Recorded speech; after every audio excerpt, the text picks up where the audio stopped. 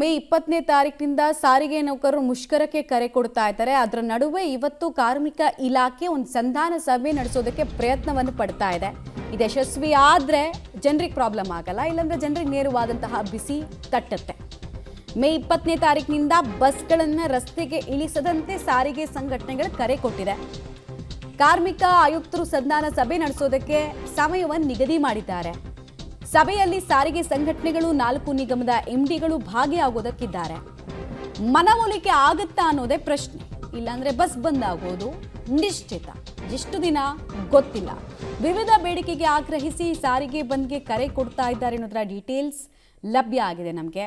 Almost BMTC ಇರ್ಬೋದು, KSRTC ಇರ್ಬೋದು, ಎಲ್ಲ ಕಡೆಗಳಲ್ಲೂ ಏನಾದರೂ ಬಸ್ ಸ್ಟಾಪ್ ಆಯಿತು ಅಂತ ಹೇಳಿದ್ರೆ ಅಂದಾಜು 1 ಕೋಟಿಗೂ ಹೆಚ್ಚು ಜನರಿಗೆ ಸಮಸ್ಯೆಗಳಾಗುತ್ತೆ. ಜಸ್ಟ್ BMTC ರಸ್ತೆಗೆ ಕರೆಕ್ಟಾಗಿ ಇಳಿಲಿಲ್ಲ ಅಂತ ಹೇಳಿದ್ರೇ ದಿನ ಒಂದಕ್ಕೆ 6 ಲಕ್ಷಕ್ಕೂ ಹೆಚ್ಚು ಜನರಿಗೆ ಸಮಸ್ಯೆ ಆಗುತ್ತೆ. ಮೇ 20ನೇ ತಾರೀಕು ಸಾರಿಗೆ ಮುಷ್ಕರಕ್ಕೆ ಕರೆ ಕೊಟ್ಟ ಬೆನ್ನಲ್ಲೇ BMTC ನೌಕರರು ಪೂರ್ಣ ಬೆಂಬಲವನ್ನು ಸೂಚಿಸ್ತಾ ಇಲ್ಲ.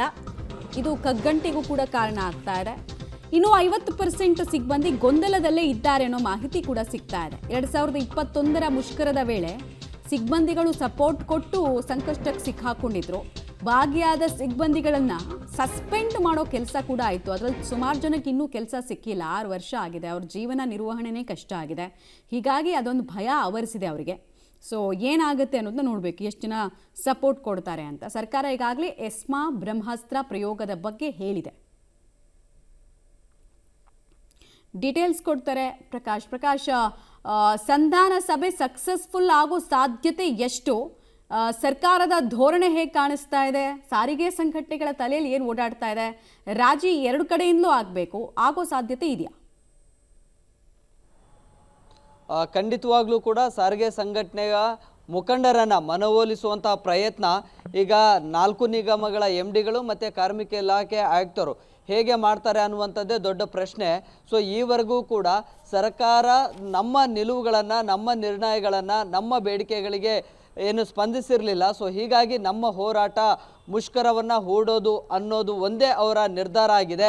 ಈ ಕ್ಷಣದವರೆಗೂ ಕೂಡ ಮುಷ್ಕರವನ್ನು ಹೂಡಬೇಕು, ಕಂಪ್ಲೀಟ್ ಸಾರಿಗೆ ವ್ಯವಸ್ಥೆಯನ್ನು ಸ್ತಬ್ಧ ಮಾಡಬೇಕು ಅನ್ನುವಂಥದ್ದು. ಆದರೆ ಅವರನ್ನು ಮನವೊಲಿಸುವಂಥ ಪ್ರಯತ್ನ ಇದೀಗ ಅಧಿಕಾರಿಗಳು ಕೂಡ ಮಾಡುವಂಥ ಪ್ರಯತ್ನಕ್ಕೆ ಇಳಿದಿದ್ದಾರೆ. ಸೊ ಇವತ್ತು 3 ಗಂಟೆಗೆ ಕಾರ್ಮಿಕ ಇಲಾಖೆಯ ಕಚೇರಿಯಲ್ಲಿ ಒಂದು ಸಭೆ ಆಗುತ್ತೆ.